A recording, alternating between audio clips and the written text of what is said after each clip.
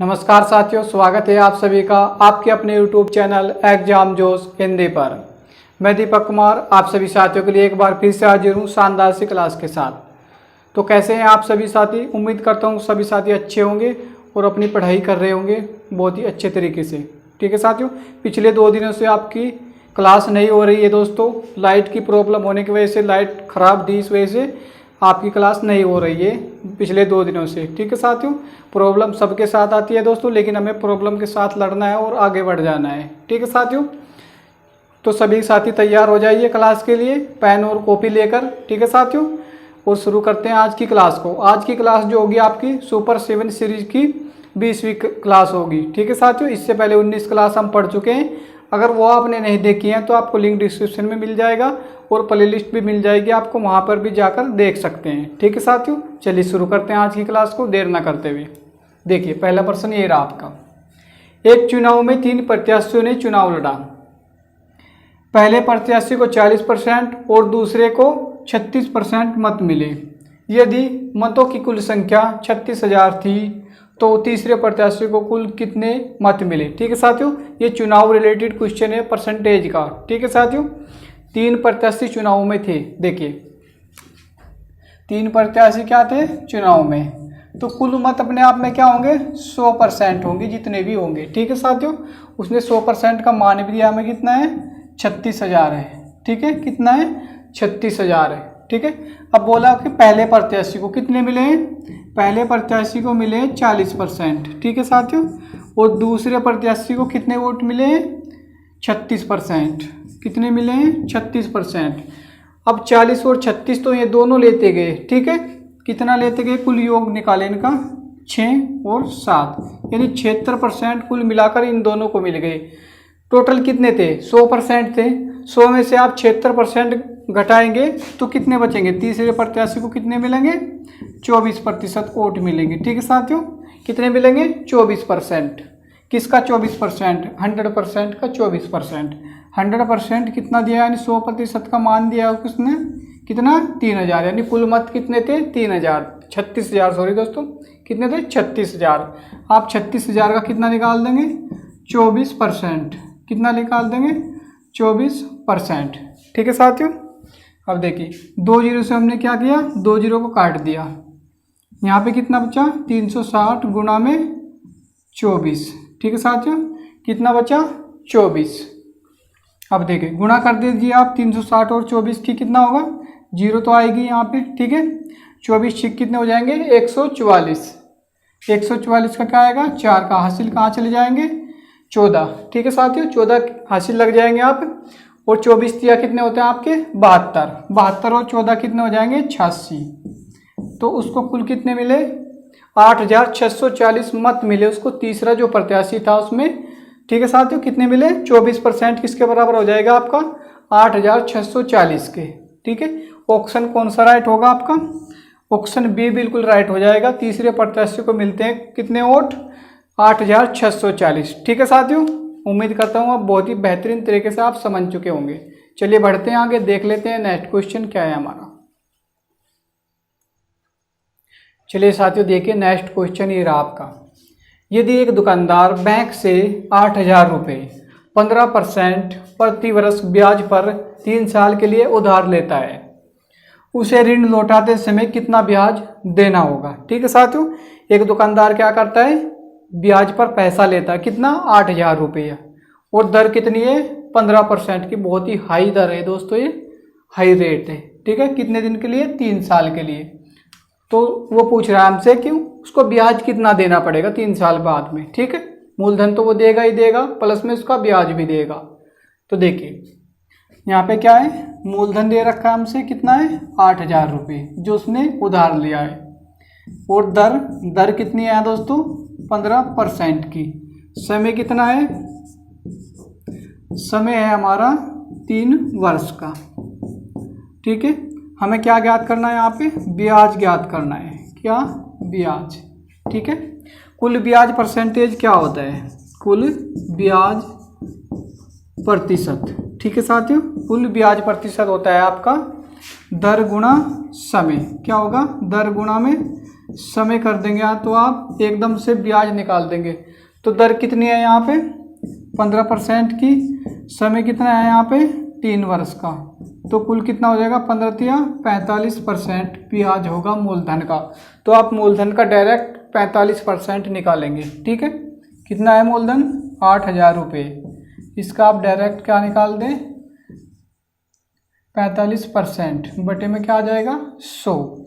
2 zero से हमने ये 2 जीरो काट दी। ठीक है दोस्तों, अब यहाँ पे कितना बचा 80 गुणा में 45। ठीक है साथियों, ये जीरो लगाएंगे आप, कितना हो जाएगा 0।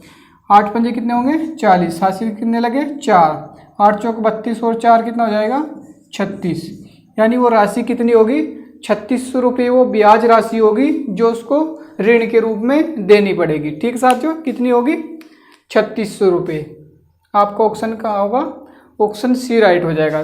दोस्तों एक बात ध्यान रखें, जब भी आपको ब्याज निकालना पड़े साधारण ब्याज में, ठीक है, तो आप क्या करें दर और समय की, यानी कि R गुणा में T, जितना भी परसेंट होगा टोटल उतना आप मूलधन का ब्याज निकाल देंगे, तो वही उसका क्या होगा ब्याज होगा। ठीक है, आपको सूत्र में रखने की ज़्यादा जरूरत नहीं पड़ेगी इसमें। जैसे कि हम क्या करते हैं मूलधन गुणा दर गुणा में समय बटे 100 लिखते हैं। ठीक है, यहाँ ये सूत्र आपको लगाने की आवश्यकता नहीं पड़ेगी, वैसे तो इसी सूत्र से बना हुआ है बिल्कुल सारा। ठीक है साथियों, देखिए कैसे, यहाँ पे हमने क्या किया दर और समय की गुणा कर दी, वही फॉर्मूला आ गया यहाँ पे परसेंटेज, जैसे 45/100 आ जाएगा आपका, इसकी गुणा कर देंगे तो आप केवल मूलधन इधर रह जाएगा। ठीक है, इसी से बना हुआ है डायरेक्ट निकालने के लिए।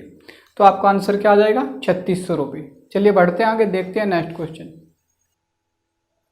चलिए देखिए अगला प्रश्न ये रहा आपका, एक ट्रेन पहले 10 मिनट में 35 किमी प्रति घंटा की गति से और दूसरे 5 मिनट में 20 किमी प्रति घंटा की गति से चली, कुल 15 मिनट में ट्रेन की औसत गति कितनी रही। ठीक है साथियों, यहाँ पे आपको बताना है ट्रेन की औसत चाल कितनी है। ठीक है साथियों, देखिए क्या निकालना है आपको औसत चाल। ठीक है साथियों, औसत चाल, औसत चाल का फॉर्मूला क्या होता है कुल दूरी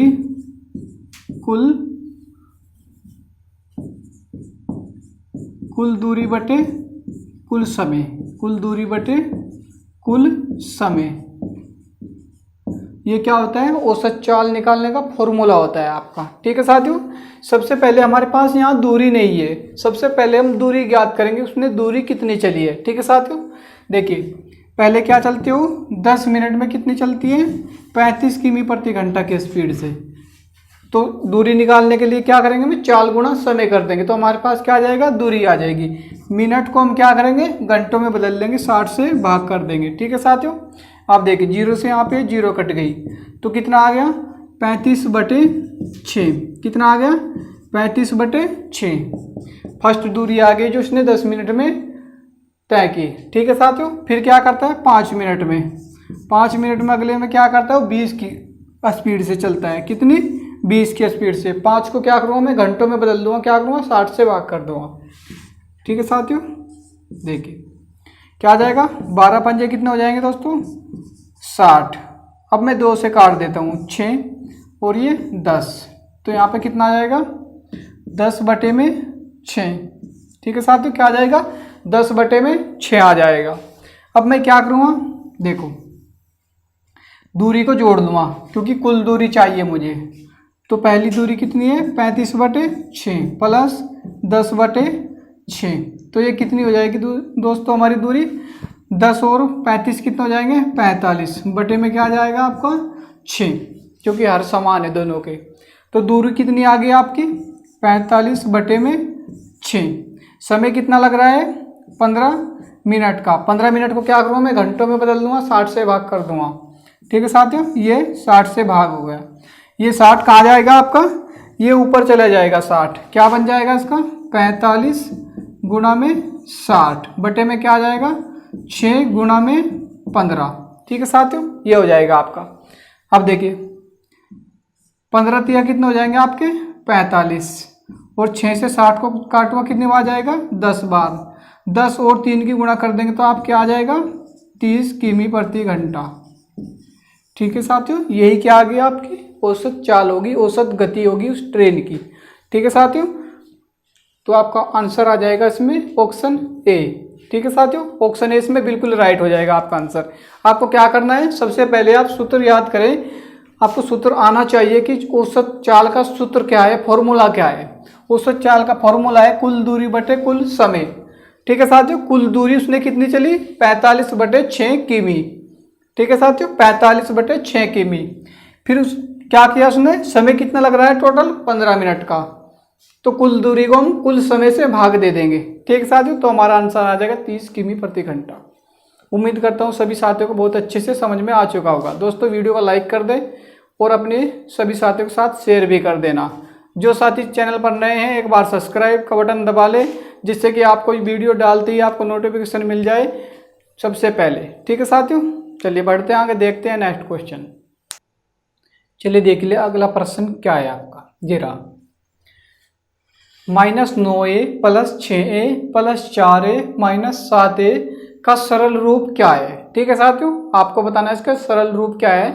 देखिए क्या है आपके पास में, 9a है, प्लस में 6a है, प्लस में 4a है और -7a है। ठीक है साथियों, सबसे पहले तो आप माइनस माइनस को ले ले, माइनस माइनस क्या हो जाएंगे आपस में प्लस हो जाएंगे।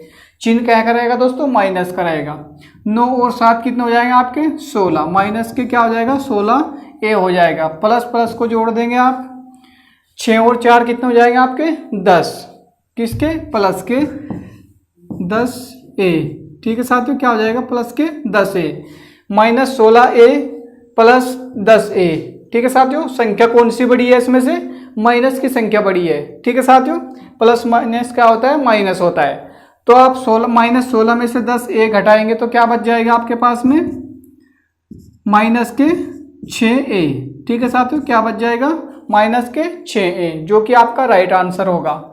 कौन से ऑप्शन में आपके -6a, आपके डी ऑप्शन में क्या है राइट आंसर है। ठीक है साथियों, बहुत ही अच्छा क्वेश्चन था ये भी। इस तरह के क्वेश्चन आपको देखने को जरूर मिलेंगे, एनटीपीसी में भी आए होंगे और रेलवे ग्रुप डी में भी आने की पूरी संभावना है दोस्तों, और एसएससी जीडी में भी आपको मिलेंगे इस तरह के क्वेश्चन। चलिए बढ़ते हैं आगे, देखते हैं नेक्स्ट क्वेश्चन। चलिए देखिए नेक्स्ट क्वेश्चन ये रहा आपका। यदि एक भिन्न के अंश में 20% वृद्धि और हर में 10% की कमी की जाए तो भिन्न का मान 16/21 हो जाएगा। बताइए कि मूल संख्या क्या आती है, मूल भिन्न क्या आती है। ठीक है साथियों, देखिए भिन्न क्या होती है, अंश बटे हर होती है। क्या होती है भिन्न, भिन्न क्या होती है दोस्तों, भिन्न होती है आपकी अंश बटे हर। हर को क्या माना मैंने 100% माना और इसको भी 100 ही मान लिया। ठीक है साथियों, अब मैं क्या कर रहा हूं, देखिए अंश में क्या बोला उसने 20% की वृद्धि, मतलब हर कितना हो गया 120 हो गया। सॉरी दोस्तों, अंश में क्या हो रही है 20% की वृद्धि हो रही है। फिर क्या बोल रहा है कि जो हर है उसमें 10% की कमी, तो इसमें 10% की कमी कर दो, कितना हो जाएगा 90 हो जाएगा। तो बराबर क्या हो जाएगा इसके, ये इसके बराबर हो जाएगा किसके 16/21 के। अब इसको आप हल कर दे, देखिए 0 से मैंने 0 काट दिया, 3 से काट देता हूँ, 3 तिया 9।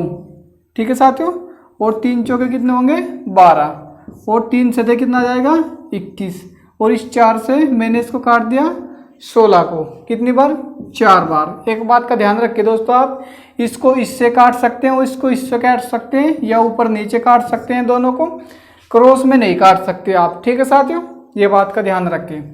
तो मेरे पास क्या आ जाएगी भिन्न 4/7। ठीक है साथियों, जो मूल भिन्न थी, मूल संख्या थी वो कितनी थी 4/7 थी, जिसको मैंने अंश में 20% की वृद्धि की, फिर क्या किया उसमें 10% की हर में कमी की, तो क्या बन जाती है 16/21 बन जाती है। ठीक है साथियों, तो वो कौन सी थी, ये वाली थी। ठीक है, ऑप्शन बी में आपका राइट आंसर हो जाएगा। चलिए दोस्तों बढ़ते हैं आगे, देखते हैं नेक्स्ट क्वेश्चन। चलिए साथियों देखिए नेक्स्ट क्वेश्चन ये रहा आपका। एक त्रिभुज की भुजाएं 1/3 अनुपात 1/4 अनुपात 1/5 के अनुपात में है और उनका परिमाप 94 सेमी है। बताइए कि सबसे छोटी भुजा की लंबाई कितनी है। ठीक है साथियों, आपको क्या दिया है, एक त्रिभुज दिया है। ठीक है साथियों, त्रिभुज क्या होता है, तीन भुजाओं से घिरी हुई क्या होती है, आकृति होती है। ठीक है साथियों, ए बी और सी। ठीक है साथियों, इसका जो सभी कोणों का योग क्या होता है, 180 डिग्री होता है। क्या होता है, 180 डिग्री होता है।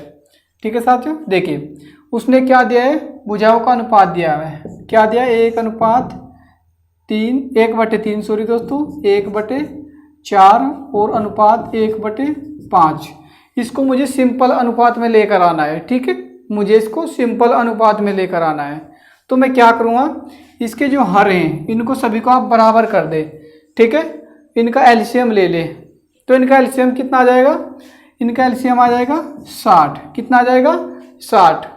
तो मैं 3 में किससे गुणा करूँ कि ये 60 हो जाए, 20 से गुणा कर दूँ तो क्या हो जाएगा, 60 हो जाएगा कि नहीं हो जाएगा, बिल्कुल हो जाएगा। तो ऊपर भी उसी संख्या से गुणा करेंगे आप, 20 से ऊपर गुणा कर दी। ठीक है, अनुपात इसको क्या करूँ मैं, 15 से गुणा करूँगा, 15 चौके कितने हो जाएंगे, 60। ये कितनी हो जाएगी, 15/60 हो जाएगी। अनुपात इसको भी 60 बनाना है, कितने होंगे, 12×5 60 हो जाएंगे। ठीक है साथियों, क्या हो जाएगा, 12×5 60। ये चीज़ आपकी खत्म हो जाएगी नीचे वाली, जिसके हर समान है। ठीक है, अनुपात क्या बन जाएगा आपका, 20:15:12। ठीक है साथियों, किसी भी संख्या से ये नहीं कट रहा है। ठीक है, इसको आप जोड़ दें। ठीक है, परिमाप क्या होता है, तीनों भुजाओं का योग होता है, तो इसलिए हमें अनुपात का भी तीनों का ही योग करना पड़ेगा। ठीक है साथियों, देखिए कितना हो जाएगा यहाँ पे, देखिए 5 और 2 7। ठीक है साथियों, कितना हो जाएगा, 7 और 4 कितना हो जाएगा, 47। किसके बराबर होगा, 94 के।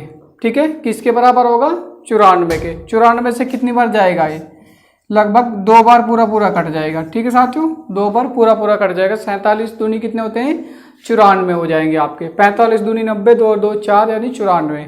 ठीक है साथियों, एक अनुपात बराबर कितना आपका, 2। सबसे छोटी भुजा पूछिए हमसे, सबसे छोटी भुजा का अनुपात कौन सा है, 12। ठीक है, एक अनुपात बराबर जब 2 है तो 12 अनुपात बराबर कितना हो जाएगा, 24। ठीक है साथियों, क्या हो जाएगा, 24। तो उसकी सबसे छोटी भुजा क्या आ जाएगी, सबसे छोटी। ठीक है साथियों, सबसे छोटी भुजा क्या हो जाएगी, 24 सेमी, जो कि आपका बिल्कुल राइट आंसर होगा। ठीक है साथियों, ऑप्शन सी में आपका राइट आंसर हो जाएगा। एक बार फिर से समझा रहा हूं, देख लेना। सबसे पहले तो इसको अनुपात को मैं सिंपल अनुपात में लेकर आना, कई तरीके हैं इसको सिंपल अनुपात में लेकर आने के। ठीक है साथियों, दूसरा तरीका क्या है, देखिए पहले तो आप इसको ए मान लें, इसको बी मान लें और इसको सी मान लें। ठीक है, पहले इसको लेना है, देखिए वर्ग गुणा कर देने हैं आपको, इसकी इसमें और इसकी इसमें। देखिए 4 एकम क्या हो जाएगा, 4, और ये क्या हो जाएगा, 3 एकम 3, ये क्या हो जाएगा, ए अनुपात बी। ठीक है साथियों, बराबर में क्या लिखे हैं, अनुपात सी। फिर आपको ये 2 लास्ट की लेनी है, बी और सी, इसकी गुणा इसके साथ में और इसकी गुणा इसके साथ में। ठीक है, तो ये कितनी हो जाएगी, बी बराबर क्या आ जाएगा यहाँ पे 5 और सी बराबर कितना आ जाएगा 4। ठीक है साथियों, ये इस तरीके से बन गया यहाँ पे। देखिए ये सी हो गया, यहाँ क्या लिखा था मैंने 20, इसको अलग कर देना। तो ये क्या हो गया, तीनों में अनुपात हो गया। जिसके सामने जो जगह खाली है उसको उसी नंबर से आप भरेंगे। 5 के सामने जगह खाली है, 5 से ही भरेंगे, तो आप इनकी आप गुणा कर देंगे। ठीक है साथियों, 5 चौके कितने हो जाएंगे 20, 3 पंजे 15 और 4 तिया 12। कोई सा भी तरीका अपना ले आप, दोनों ही तरीके बहुत ही बेहतरीन है अपने आप में। ठीक है साथियों, चाहे इससे कर ले चाहे इससे कर ले। तो अब क्या करेंगे, इन अनुपात का आप योग करेंगे और उसके परिमाप के बराबर रख देंगे, क्योंकि परिमाप क्या होता है, सभी भुजाओं का योग होता है। ठीक है साथियों, क्या होता है, सभी भुजाओं का योग होता है। तो योग के योग के बराबर रखेंगे, एक अनुपात बराबर आ जाए आपका 2। हमसे पूछा है सबसे छोटी भुजा वो कितनी है 12, जिसका अनुपात छोटा वो छोटा है। ठीक है साथियों, क्या हो जाएगा 12 दूनी 24, 24 सेंटीमीटर आपका राइट आंसर हो जाएगा। ठीक है साथियों, ये क्लास आज की यहीं तक आपकी। मिलेंगे आपसे नेक्स्ट क्लास में। जिन साथियों ने लाइक नहीं किया है अभी तक तो लाइक कर दे क्लास को, और अपने सभी दोस्तों के साथ शेयर जरूर करें। ठीक है साथियों, तो मिलते हैं आपके नेक्स्ट क्लास में। क्लास देखने के लिए आप सभी का बहुत बहुत धन्यवाद। Thank you.